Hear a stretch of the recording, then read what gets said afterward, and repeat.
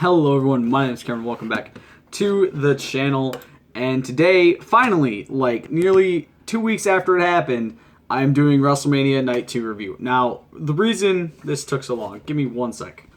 Somehow I always forget to turn that light off before I start a video. The reason this has taken so long to be uploaded and recorded and stuff is because I haven't been feeling very great. I don't know if it was depression or allergies or being sick or what have you, I don't really know, but I just wasn't feeling up to recording, and you guys have probably noticed that because there hasn't been a lot on the channel over the past like 2 weeks.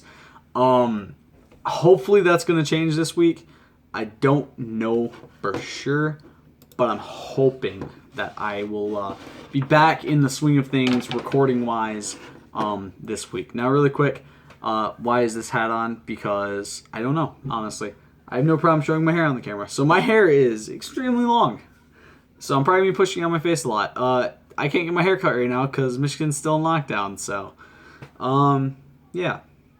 But some big news has happened. So for starters, the other reason WrestleMania took so long is because of the WWE Championship match. I had initially given it a better rating because it went right after Firefly Funhouse, which was probably my favorite match of the weekend.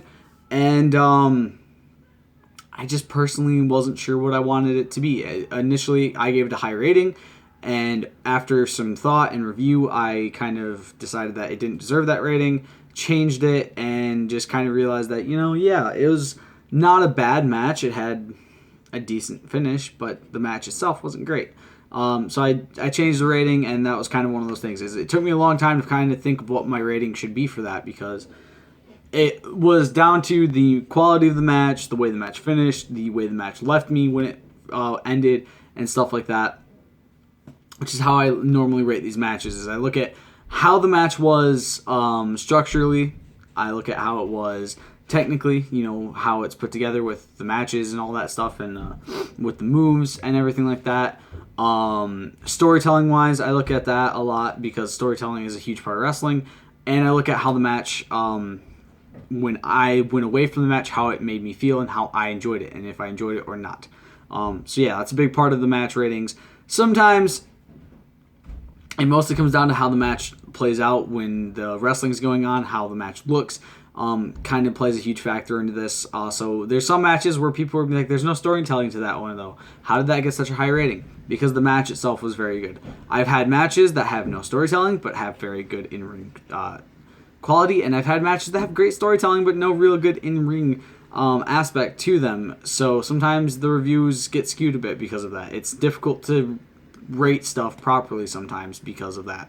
But let's start with the very first match of night 2, the women's singles match between Liv Morgan and Natalya. Jesse had Natalya and I had Liv Morgan. Going into this, we were both sitting at 5 and 4. Slow start up to the match, no one really having the control for most of it. Liv starts gaining some momentum, then Natty takes her down with the discus clothesline and takes control of the match. Codebreaker type move to Natty for a 2 count by Liv. Natty goes for the sharpshooter, but Liv rolls her up for a 2 count. Step up enziguri after. Natty goes for a slam, but Liv reverses it into a roll up. Natty reverses, Liv reverses. Morgan wins 8 out of 10. 6 and 4 for me, 5 and 5 for Jesse, and I finally won a Mania. This is the third Mania me and Jesse have done since I've gotten... Wait, third? 36? I think 33 was the first one we had. So I think this is the 4th Mania we've done with this. I've never won a single Mania. The first Mania we did, I believe it was the first Mania we did. 33, I believe, was the first one we did. And Jesse won on the pre-show. He won because of the Cruiserweight Championship match and the Battle Royal. And I had to get chopped. That's the one pay-per-view we've done punishments for, mostly because most of the time we tie. But yeah, that was the first Mania we did, and I lost. I got hit with 10 chops. It sucked. It's the 4th Mania we've done, and I finally won. I'm very proud of myself for finally winning. It wasn't an amazing match. It wasn't horrible. Had a very slow start. I don't know. Personally, this match had no story, it had no build. It had a little bit of build because it's like, oh yeah, Natty and Liv have been fighting for the past, few months during Liv coming back and all that. But yeah, it was just, weird, man. It was just not a weird. It was not a good match. Another movie trailer style start of the show. Gronk again being cringy with the opening. Great. Match number 2, NXT Women's Championship match. Rhea Ripley versus Charlotte Flair. Prediction was Ripley for both. I'm surprised this match started the pay-per-view. I was not expecting this to start the main show. Rhea had a badass Vegeta-inspired attire, which really called out to me because I'm a huge Dragon Ball Z fan. Charlotte goes after the knee she attacked a few weeks ago. Very dominant in the match from the start. Goes to do her flip out of the corner, but gets caught with a big boot. Riptide for a 2 count. Breaks the count and then goes back out, drawing Rhea to her. She attacks her as Rhea slides back in the ring. Rhea drags Charlotte out, slamming her down hard on the outside. Rhea gets slammed in the stairs. She does a front flip off the stairs into Charlotte. Drop kick to Flair, attacks in the corner, kicks to the back. Rhea taking it to Charlotte and keeping control. Lots of strong moves, keeping Flair held in a body scissors. Big boot is avoided and she hangs her leg up on the top rope, continuing to attack the leg. More attacks to the knee, focusing all of her offense on that leg. Rhea tries to fight back, but Charlotte keeps a hold of her foot. Charlotte attacking the leg on the post, much like she did on NXT a few weeks back. Rhea pulls her leg back, sending Charlotte face first into the post. Chop block takes Rhea down, attacking the leg on the ropes. Rhea dodges and rolls up, but Charlotte fights out of it. Rhea slams Charlotte down, but hurts her leg a bit in the process. Uses her good knee to repeatedly knee Charlotte in the face. Some big kicks, then drop kick gives Rhea control. Clotheslines with her arm held to keep Charlotte close. Charlotte kicks the knee out from under Rhea on the apron, sending her down outside. She picks Charlotte up and slams her down and covers for a 2 count. Elbow to the face. Charlotte goes to slam her down, but Rhea flips over, landing on her feet. There's a lot of big spots in this match. Starts gaining some momentum, hits a big missile dropkick from up top, but hurts her knee once again. Big boot, chop block, and attacking the leg some more. Rhea fighting off the figure 4. She rolls through, stomping on Charlotte. Standing cloverleaf is locked in. Charlotte rolls out of it, picking the leg, kicks her in the face. Figure 4 avoided with kicks to the face. Roll up by Flair, gets a Boston Crab in, reverses it into a roll up.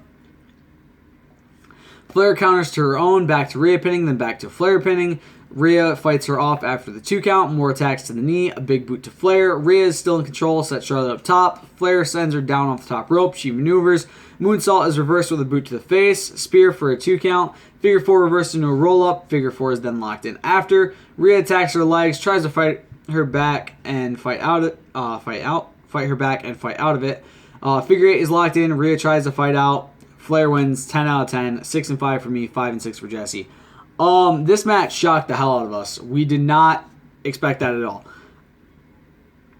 The match was awesome. I can't wait to see the matches we'll get with Flair's champ, which, if you guys are caught up on NXT, she's going to be facing Io Shirai as her first challenge because, that's who won the ladder match on NXT was Io Shirai to become the #1 contender. I'm very, very excited for that match in particular. I love Io Shirai. I love Charlotte Flair. I may dog on Charlotte Flair a lot because she gets over pushed. She's pretty much the female Roman Reigns / female Braun Strowman. Take it as you will. But she is still a great wrestler, and I honestly can't wait to see some of the stuff she's going to do in NXT. Her match against Rhea was amazing. Her match against Bianca a month ago was amazing. And, I'm excited to see where this goes.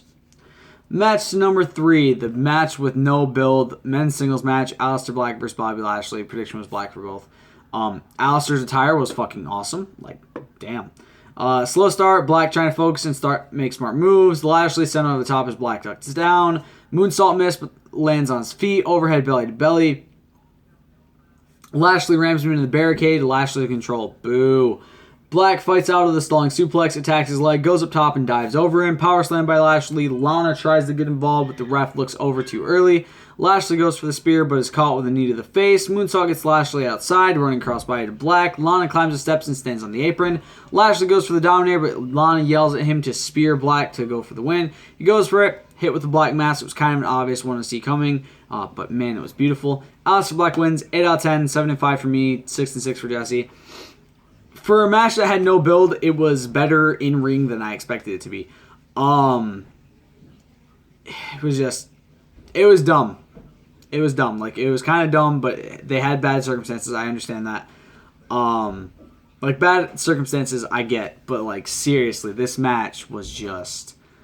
I don't know if this was initially planned or not. Like, if they had this in the running for this was one of the matches they were going to plan.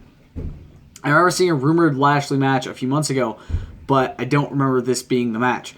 But seeing this match, it was okay. It was decent in the ring. Lashley ended up saying he thinks he needs new management or maybe a new wife. It seems like they're not doing too great. He actually did pick up a win. I can't remember who it was over, but he picked up a win on Raw this past Monday, which was decent. I mean, Lashley is garbage on the mic, but he's decent in the ring. I don't know. Personally, I've never really been too big on Lashley. He's never been like a guy I've been a huge fan of. But yeah, Aleister Black is in a Money in the Bank qualifier, so I'm very excited for that. We'll discuss some of the Raw and SmackDown stuff soon. Match number 4, men's singles match. Otis versus Dolph Ziggler. Prediction was Otis for both. Ziggler comes out with Sonya in his corner. Otis is ready to murder Dolph. Yes, I was so excited for this match. Dolph dodging him at the start, but Otis gets him and attacks him in the corner. Super kick to Otis. Dolph keeping control, taunting Otis. Big drop kick by Dolph, keeping control over Otis. A very long headlock by Dolph. Michael Cole roasts JBL by saying, "As you've proven to your wife, there's someone for everyone." I'm all for JBL getting fucking destroyed on commentary. Especially by Michael Cole, who a few months ago got destroyed by Triple H on commentary. And oh my god. Just beautiful. Dolph launched into the second turnbuckle. Otis getting hyped up, or as I shall now call it, dozing up. Dolph slammed in the corner. Otis tosses Dolph outside. Dolph hits his face on the apron on the way down. One-man compactor by Otis goes for the caterpillar, but Sonya steps up on the apron, distracting the ref. Dolph goes low, Mandy comes out, slaps Sonya, throws her into the ring, so the ref's distracted, goes in, hits Dolph in the balls, Caterpillar's hit, Otis wins, 10 out of 10, 8-5 for me, 7-6 for Jesse. Great match, great way to end the feud, and then Otis picked Mandy up, and they kissed, and they walked away, and it was a great way for this to go. They're very cute together. I know they're not actually a couple in real life, but man, do they make a cute couple. Yeah, out of all the Mania builds, this one had the best build-up for the entirety. This was built up months and months in advance, and it had a fucking payoff that everyone was satisfied with. Maybe not Dolph and Sonya, but everyone else who has a brain was very satisfied with this ending. And just, yeah, I loved it. Match number 5, the last man standing match between Edge and Randy Orton. Prediction was Edge for both. Now, if you've heard about this match, there is one spot that people have said is akin to a certain wrestling tragedy that I'm not going to bring up in this video. I personally didn't really see it that way. I saw it as Randy attacking Edge's neck injury. His former, the thing that ended his career was the first thing that popped in my mind when I saw it happen. If you think it happened that way, like it was a shot towards a certain person by the name of C with the initial CB, then that's up to you to decide. That's your opinion. I personally don't think it was that way, but if you do, then that's okay. I'm not saying it's a bad thing. This match, regardless, was fantastic. Somehow Dave Meltzer called this the worst Mania match in history. I don't think it was that, but I don't think it was boring. It was a great match. I don't think it was too long either. I think this had a lot of build off and a lot to pay, like a lot of payoff and a lot of build to it. And it was great. RKO out of nowhere. Randy was hidden as a cameraman. Another RKO as Edge swings wildly. Edge gets to his feet at 8. Orton grabs the camera and attacks him with it. They fight toward the gym area. Orton's still in control. Chokes him on the straps of a weight machine. That's what I'm talking about towards the certain tragedy that I'm not going to actually mention by name. Again, I personally think it was more to attack the neck injury that Edge had in the past. You can look at it whatever way you want. I don't think they were trying to really put it to that setting, but the Vice documentary did come out like a week before this. But yeah, Edge swings on a squat setup and kicks a weight that Orton has into his face, slams Orton down onto a plastic table over and over again. Edge starts taking control, swings on a pull-up bar and drops on Orton's chest, jumps off another machine and hits Orton. Orton regaining control, lots of violent slams and hits in the gym area. Fighting through the backstage area out by the LED boards as Orton gains the upper hand again, throws him down onto the barricade, more fighting in the backstage area before moving towards the office area of the Performance Center. Edge slamming Orton into posters in the big meeting room, hangs on the chain link above the table and elbows drops onto Randy. And let me just mention, the chain link above the table made no fucking sense to me. I don't know why that was there. It just seemed kind of random to me. Orton slamming Edge into posters, and then a cameraman is killed because he slams him over and I don't remember what happened, but the cameraman got fucking laid out and just... I hope the cameraman was okay. Fighting in the storage facility now. Some ladders, storage containers, wood boards, lots of other weapon type stuff. 2 steel chairs. Orton throws them away while saying no repeatedly. Interview stage area. Orton is attacking Edge on it. Orton does his best Triple H impression, tossing water all over himself. Edge throws a sandbag into Orton's leg. He's in control. Slams Orton onto everything he can. Edge has got that crazy face. Unloads on Orton with punches and goes up a ladder. Elbow drop to Orton through a table. Then Orton starts taking control again. Orton is bleeding, devastating Edge, slamming him into pretty much everything he can find. Orton gets on top of a truck bed cover, draping DDT onto the cover. Edge crawls up onto the top of a truck trailer. He disappears off the screen as Orton starts to get up. Punt kick is set up, but Edge catches him with a spear. The spear is reversed into an RKO. Edge barely makes it to his feet. Insanely tall ladder near the area they are at, like higher than the trailer they're on. I really was hoping that was going to be used, but it sadly wasn't. Orton walks back up to the trailer with 2 chairs and sets them up after hitting Edge with 1. Edge gets up with the educator, screaming like a crazy man, because he is one. Looks at the ref and says, "Don't you fucking count." I'm not kidding. Legit, there was like multiple F-bombs dropped on WWE TV within the past few weeks, and I love it. He's a sad little lumberjack Viking, crying before getting up and hitting Orton with a one-man concerto. Edge wins 20 out of 10, 9-5 for me, 8-6 for Jesse. That match was insane and crazy and wild and beautiful and destructive, and my God, that was way for Edge's first singles match 9 years ago, and so far at this point was my favorite match of night 2. Probably out of the whole weekend, my 3rd favorite match is that match. It goes Firefly Funhouse match, Boneyard match, that Last Man Standing match, and then the Otis and Dolph match. Yeah, that match was wild and I loved it, and just I can't wait for more of what Edge is gonna do. Did he face Apollo recently? I think he faced Apollo recently on Raw. Can't remember for sure, but Apollo is now on Raw, by the way. Yeah, just this match was awesome. Match number 6, the Raw Tag Team Championship match. The Street Profits versus Austin Theory and Angel Garza. The prediction was Street Profits for both. There's some 24/7 championship shenanigans with Mojo being chased towards the perch, and Gronk dives down onto all of them, covers Mojo, and wins the 24/7 championship, and tosses himself out of that fucking area. He gone. Zelina has an awesome From Dusk Till Dawn attire on. Dawkins and Theory started off. Garza slammed onto Theory, and after Ford tags in. Dawkins comes in, starts taking to Theory. Garza hits a super kick on Dawkins outside. Garza in, and he rips off his pants, much to the chagrin of Byron Saxton. Throws him into Dawkins' face and kicks him. Theory and Garza in control with lots of tags between the two. Ford in, taking control, standing moonsault. Ford dives out, taking down onto Theory and Dawkins. Garza goes up and hits moonsault, yells WrestleMania after, because, you know, why not? He's making fun of Montez Ford. Moonsault from the middle rope. Dawkins and Theory back in. Garza taken down. Big splash by Ford to break up a pin. Dawkins falls over Theory. Street Profits win 10 out of 10. 10-5 for me. 9-6 for Jesse. Garza and Theory attack post-match on Ford. Vega hits Ford with a super kick, or with a kick. Bianca comes out and hits the kiss of death on to Zelina after attacking. And yeah, and Tice O'Neil's up on the perch taking over as host. Ugh. Jesus.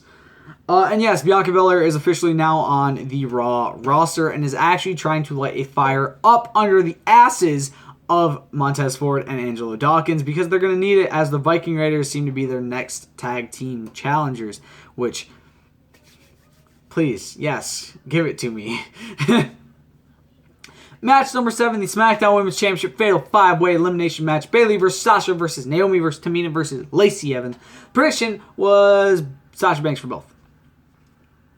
Banks and Bayley after Tamina, and then Naomi and Lacey after Tamina. All 4 then start attacking her. She fights them off one by one. Tamina drags Naomi in, and as she grabs her leg. Bayley attacking Evans and Sasha attacking Naomi. Ooh, sorry about that. They team up as much as they can to take Evans out. Naomi and Evans work together against Bayley and Banks. Tamina back in, attacking everyone. Lacey tries to roll her up. Tamina hits a hip attack on Naomi and Lacey. Tamina takes down Lacey with a super kick. Team Bad standing in the ring alone. Tamina puts out her fist. And then so do the other two. They do their shake thing, weird, whatever they did when they were Team Bad. She hits a super kick on Sasha. Naomi hits a stunner on Tamina, then a standing moonsault after the kick out, and she kicks out again. 619 is hit on Tamina, followed by Bayley going up, hitting the elbow drop, followed by Sasha going up, hitting a frog splash. followed by a moonsault and then a split-legged moonsault. All 4 of them cover Tamina, and Tamina is gone. 1, 2, 3. Naomi and Lacey take down Sasha and Bayley outside. Fighting outside as Bayley slams Lacey into the steps, then attacks Naomi. Bayley and Banks double teaming Naomi. Double knees missed as Naomi sidesteps Sasha, takes them down with a double sunset flip for a 2 count on both. Slides down and slaps them both, starting to Bayley. Rear view to Sasha, takes down Bayley, slams Sasha down, then gets her in submission after the kick out. Bayley takes Naomi down, Banks slam it, and Naomi is gone after she taps. They start double teaming Lacey. They pin her together, but she kicks out. Sasha sets Lacey up in the corner. Bayley says this is for Summer and runs at her, but Lacey pulls away and Sasha gets hit with a knee. Sasha's out, roll out by Lacey for a 2. Another for a 2, another is reversed, and Bayley knees her in the face for a 2. Sasha starts throwing outside. When I said she's out, I meant like she's outside the ring. She comes in and pulls Bayley off, and they start to fight after, the accidental knee to the face.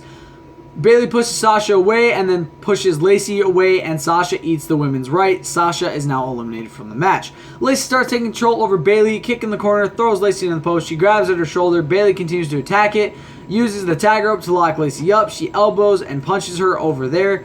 Attacks her in the corner, taunting her, boot to Bayley. Lacey gets out and starts going wild on Bayley. Lacey goes up to the top rope, salutes, hits the moonsault, but Bayley kicks out at 2. Sasha comes in, hits the backstabber. Bayley hits her finisher. Bayley wins 10 out of 10, 10 and 6 for me, 9 and 7 for Jesse. Sasha holds the title, looks at it, then walks over and wraps the title around Bayley's waist.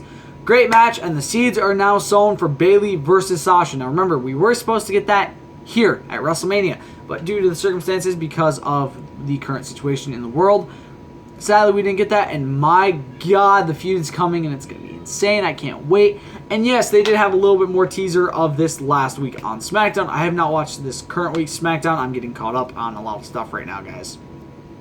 But they did, in fact, kind of sow the seeds a little bit more, and man, I cannot wait for this feud. SummerSlam, which is what I'm assuming is most likely going to be when this match takes place, cannot come soon enough. Match number 8, the Firefly Funhouse match. John Cena versus The Fiend. Prediction was The Fiend for both. So, John Cena comes out, and the match looks like it's going to start in the ring. He goes to say, "Welcome to WrestleMania," and it distorts to Mean Gene and Vinnie Mac saying WrestleMania throughout the years. The Firefly Funhouse startup. Bray talks about some weird stuff, some gods, angels, monsters, and demons being neighbors. Says John is about to face his most dangerous opponent himself. Welcomes John to the Funhouse, and John is all of a sudden inside of said Funhouse. Rambling Rabbit points in where Bray went and laughs. Vince McMahon doll gets in Cena's face and talks about ruthless aggression. Then it shows Cena's old promo where he first debuted with Angle. Bray even does the Angle promo. Cena comes out as the prototype. Tries for the slap. Misses. Bray makes fun of John. He keeps trying for the slap, because if you guys don't know, that was kind of his thing. He was ruthless aggression, slap, get his ass kicked. Ruthless aggression, slap, get his ass kicked. And that was nearly got him fired. Talks about him almost getting fired. Does the Bellas theme of "You can look, but you can't touch." God, this match was great.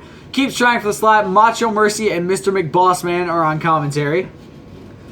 Bring up a thing of Saturday night's main event after that one kind of goes away. Bray is in the cage talking in a Hogan style promo in the Muscle Man attire. John comes out lifting weights. I'm so confused, but I love it so much. He's lifting like crazy, and then he screams and his arms stop working. He throws him into the Doctor of Thugonomics theme song and everything. Starts rhyming without trying to. Can't hit good spots. Then disses Husky Harris. Bad form, John. Bad form. He says, "Good idea for your puppet show. Put my junk in a glove. You can call it Mr. Suck It, bro." And I was like... Then he said, "You're a slut for opportunity. You blow it every chance." It's a soap opera. This match is a fucking soap opera, and I fucking love it. Tries to attack Bray, but Bray disappears and hits John with the chain. Bray Wyatt back to his Wyatt family days. This match is insane, and the storytelling is amazing. Back to that Mania match. It seems that Cena is knocked out pretty much. Dances with him, goes for Sister Abigail, and Cena avoids it. He hands John the chair, says, "Make up for what you did. Make the right choice this time." He goes to try to hit him, but he disappears again. And now it's to NWO WCW Monday Nitro going over Bischoff with Bray in a Bischoff attire. Cena is compared to Hollywood Hogan when he first turned heel, because he gets compared to Hogan a lot because he's the penultimate babyface. He's always a babyface for like his entire career until, you know, eventually something happens where he's not. Like Hogan turning heel and joining the NWO and being revealed as their leader. He comes out to the classic NWO theme, and Mr. McBossman says, "It's such good shit." He attacks Bray immediately, shows lots of his past wrestling moments, then shows him in his jorts, and he killed Huskus, the pig dog, pig boy. The Fiend pops up behind him, mandible claw, Sister Abigail, mandible claw again. Bray counts the pin. Not the Fiend, like Bray. Mr. Rogers Bray counts the pin. The Fiend wins, I think. 10 out of 10, 11 and 6 for me, 10 and 7 for Jesse. Cena disappears, and Wyatt just says, let me in, goes back to Titus, and he says, I don't know what I just saw. I loved it. Not a lot of action, but the story was amazing, and the match just brought the Fiend back to where he should be after that Goldberg match, which apparently Goldberg wasn't even supposed to win until, like, just at the end of it. Whatever. Yeah. And this match apparently got 5 stars from Dave Meltzer. 6 stars. 6 stars from Dave Meltzer was the rating for this match. Match number 9, the WWE Championship match, the final match of WrestleMania 36. No Paul Heyman, by the way. So Brock Lesnar versus Drew McIntyre. Prediction was McIntyre for both. No Paul Heyman. Very sad. What the hell, WWE? Lesnar's in control immediately. Claymore as Drew bounces out of the corner. Claymore is avoided. German suplex. A third. F5 is set up. He hits it. Kicks out at fucking 1. Brock Lesnar must really like Drew McIntyre if you let him kick out at 1 to the fucking Claymore. Another F5, 2 count this time. Third F5 for another 2 count. Again, Brock is about to scream. Lesnar laughs and says, all night long. All night long. And by no Paul Heyman thing, I mean Paul just didn't do his, my name is Paul Heyman. He didn't do his normal shtick. He was there, but he didn't, yeah. F5 is reversed. Claymore, a third, a fourth. Drew McIntyre wins, 3 out of 10. 12 and 6 for me, 11 and 7. There we go. The match was okay. It was better than Oldberg and Boris Snorman, and Drew's champ, woohoo, but like, that was it. Of all the things it could have been, that was it. All in all, I gave Mania 36 3.75 stars. It wasn't great, but there was a lot of things I really enjoyed about it. My favorites, obviously, the Last Man Standing match, the Firefly Funhouse, and the Boneyard. My least favorites, Universal Championship match, WWE Championship match, and the Raw Women's Championship match. All of those kind of didn't have very great matches or definitive endings in the case of the Raw Women's Championship match. Let's talk about what else has happened.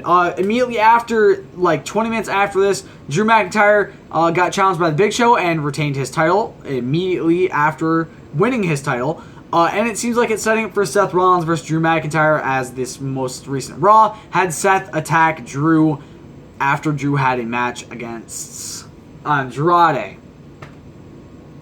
Going to last week's SmackDown, we had Bray interrupt Braun and talk to him afterwards.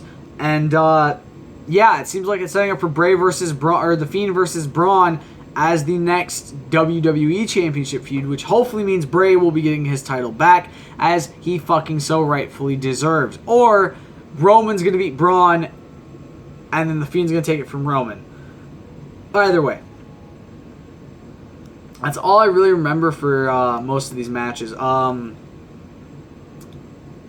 don't think there's... Oh, there is another triple threat match between the other 3 members of the SmackDown tag teams that were involved in the ladder match at Mania for Night 1 for the titles.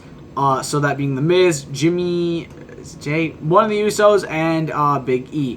So yeah, I think that's it. We will be talking, me and Jesse, we will be doing a discussion video about the recent WWE releases, most likely tomorrow. Well, later today when you guys see this video. But we will be doing a video about that to kind of discuss what we think about it, where we think people are going to be going, whether we think they're good ideas that they release these people or not, and all that sort of stuff. I hope you guys enjoyed the Mania 36 Part 2 or Night 2 review. Sorry it took so long. See you guys next one. Stay golden. Peace.